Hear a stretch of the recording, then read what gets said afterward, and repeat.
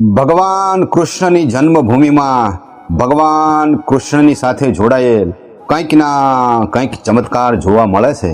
વૃંદાવનમાં પણ એવો જ એક ચમત્કાર દેખાઈ આવે છે. પાગલ બાબાનું મંદિર અને એ મંદિરની સાથે જોડાયેલ એક કથા અનુસાર એમ કહેવાય છે કે ગરીબ બ્રાહ્મણ ભગવાન કૃષ્ણની ભક્તિ કરતા હતા. સતત 24 કલાક ભગવાન કૃષ્ણનું નામ સ્મરણ કરે. ભિક્ષામાં જે કાંઈ મળે એ ભગવાનની કૃપા સમજીને ભિક્ષામાં મળેલું અન્ન તેઓ આરોગી લેતા. એક વખત કોઈ શાહુકાર પાસે તેઓ રૂપિયા લેવા ગયા અને શાહુકારને વાયદો કર્યો કે તમારા રૂપિયા થોડા જ સમયમાં હું આપી દઈશ. આમ દર મહિને એ શાહુકારને વ્યાજ સહિત હપ્તે રૂપિયા ચૂકવવા જતા હતા. હવે તો કેવળ થોડા રૂપિયા ચૂકવવાના બાકી હતા અને અચાનક શાહુકારે બધા જ રૂપિયાની વસૂલીનો કાગળ બ્રાહ્મણના ઘેર મોકલાવ્યો. વસૂલીનો કાગળ વાંચી બ્રાહ્મણને ઘણું દુઃખ થયું અને એ શાહુકારને વિનંતી કરી, પણ શાહુકાર એકનો બે ના થયો. એટલે એ મામલો કોર્ટમાં ગયો. બ્રાહ્મણે કોર્ટના જજ લીલાનંદ ઠાકુરને કહ્યું કે વ્યાજ સહિત તેણે શાહુકારના બધા જ રૂપિયા આપી દીધા છે. આ શાહુકાર જૂઠું બોલે છે. એવું સાંભળીને શાહુકાર ક્રોધે ભરાઈને સામે દલીલ કરે છે કે મેં કાંઈ ખોટું કર્યું નથી. આ બ્રાહ્મણે કોની હાજરીમાં મને રૂપિયા આપ્યા છે એ સાક્ષીને અદાલતમાં બોલાવો. શાહુકારની દલીલ સાંભળી બ્રાહ્મણ વિચારમાં પડી ગયા, કારણ એનું કોઈ સાક્ષી નહોતું.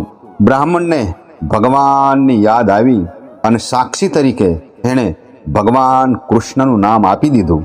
બ્રાહ્મણની વાત સાંભળી પહેલા તો જજ સાહેબ અકળાઈ ગયા, પણ ત્યારબાદ બ્રાહ્મણ પાસે એનું સરનામું માગવામાં આવ્યું. બ્રાહ્મણના કહેવાથી એક નોટિસ બાંકે બિહારીના મંદિરમાં મોકલવામાં આવી. કેસની સુનાવણીની તારીખે એક વૃદ્ધ આદમી કોર્ટમાં આવ્યો અને બ્રાહ્મણની તરફથી ગવાહી આપતા એણે કહ્યું કે જ્યારે બ્રાહ્મણે શાહુકારને જ્યારે રૂપિયા ચૂકવ્યા ત્યારે હું ત્યાં હાજર હતો. એ વૃદ્ધ આદમીએ રકમ પાછી આપી હતી એની તારીખ વાર સહિત કોર્ટમાં બધું કહી સંભળાયું.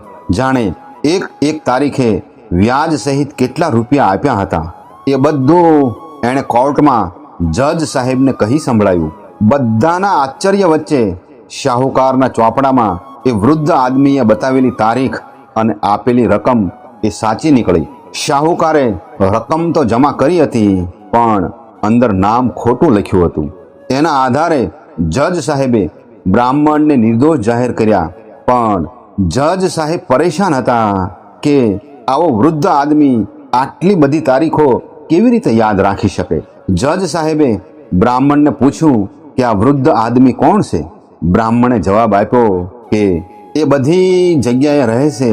લોકો એને શ્યામ, કાનુડો, કૃષ્ણ, ગોપાળ જેવા નામથી જાણે છે. ત્યારબાદ જજ સાહેબે ફરીથી એને પૂછ્યું કે સાચું કહો, એ વૃદ્ધ આદમી કોણ હતું. ફરીથી એ બ્રાહ્મણે કહ્યું કે હું સાચું કહું છું, મને ખબર નથી કે એ કોણ હતું. જજ સાહેબ આશ્ચર્યમાં પડી ગયા.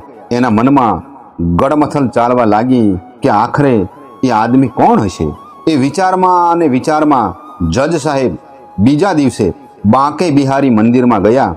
તેઓ જાણવા માંગતા હતા કે આખરે એ દિવસે અદાલતમાં આવ્યું હતું એ આદમી કોણ છે. મંદિરના પૂજારીને જજ સાહેબે પૂછ્યું તો પૂજારીએ કહ્યું કે જે કોઈ પત્ર આવે એ અહીં ભગવાનના ચરણોમાં રાખી દેવામાં આવે છે.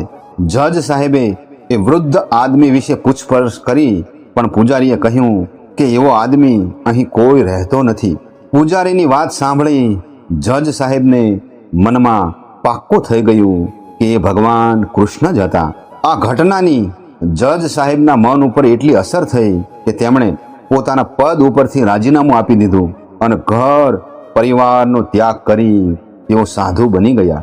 લોકવાયકા મુજબ લોકોનું માનવું છે કે ઘણા વર્ષો પછી એ જજ સાહેબ પાગલ બાબાના નામથી વૃંદાવન પધાર્યા અને તેમણે પાગલ બાબા મંદિરનું નિર્માણ કર્યું. ત્યારથી આ મંદિર પાગલ બાબાના નામથી પ્રખ્યાત છે. આ મંદિર વિશે એવી પણ એક કથા છે કે જ્યારે જજ સાહેબને એવું લાગ્યું કે તેમની સામે કોર્ટમાં સાક્ષાત કૃષ્ણ ભગવાન પધાર્યા, ત્યારથી તેઓ ભગવાન કૃષ્ણને શોધવા માટે એટલા અધીર થઈ ગયા કે પોતાની શુદ્ધ બુદ્ધ ખોઈ બેઠા. એટલે કૃષ્ણ પ્રેમમાં પાગલ જેવા થઈ ગયા. ત્યારબાદ તેઓ જ્યાં ભંડારો અથવા તો જમણવાર હોય ત્યાં પહોંચી જતા. ત્યાં ફેંકેલા પતરાવળામાંથી એઠું જૂઠું અન્ન લઈને પહેલા ઠાકોરજીને અર્પણ કરતા અને પછી પોતે જમતા. તેથી લોકો પાગલ સમજીને તેમને પથ્થર પણ મારતા. ધીરે ધીરે લોકો તેમને પાગલ બાબા કહેવા લાગ્યા. ત્યારબાદ બાબાએ એક વિશાળ મંદિર બનાવવાનો સંકલ્પ કર્યો અને ભંડારાનું આયોજન કર્યું. હજારો લોકો એ ભંડારામાં પ્રસાદ લેવા પધાર્યા, પણ ભંડાર હંમેશા ભરેલો જ રહેતો હતો.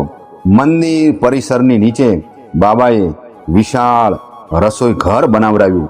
સમગ્ર ભારતભરમાંથી આવતા સૌ ભાવિક ભક્તો ત્યાં પ્રસાદ ગ્રહણ કરે છે. એમ કહેવાય છે કે બાબાનું વતન આસામ હતું અને ત્યાં આસામ સાપટગ્રામ પણ બાબાનું વિશાળ મંદિર છે. બાબાના આશીર્વાદથી આજે વિશાળ અસ્પતાલનું નિર્માણ કરી અનેક રોગીઓનો ઈલાજ પણ કરવામાં આવે છે.